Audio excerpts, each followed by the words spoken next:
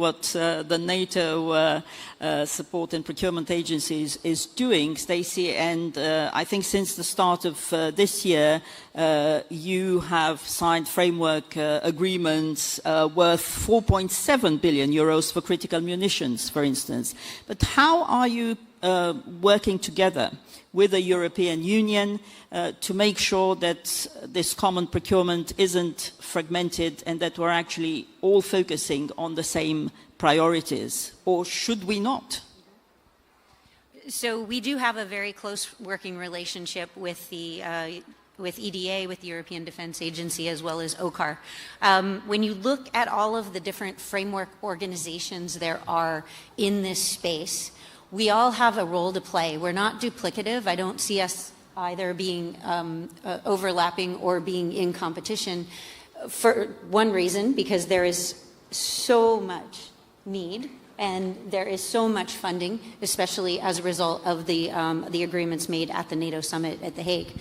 And so when we talk about our different roles and responsibilities, you can see a great example, one that we were talking about earlier, which was the MRTT, which is where the EDA determined that there was a gap. Multi-role tankers. Multi-role tanker transport fleet, exactly.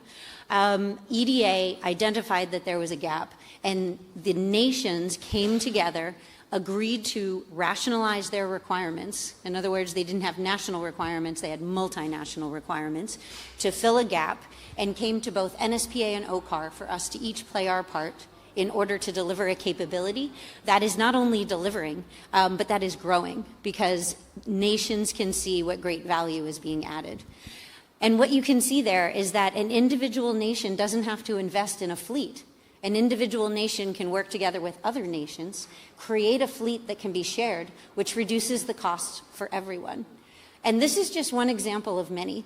So for me, when I think about how we are going to successfully meet the requirements of the future, how are we going to send a signal to industry to invest, and how are we going to send a signal to our adversaries that we're together, is by aggregating demand, doing that as early in the life cycle of a program as you possibly can, and competition.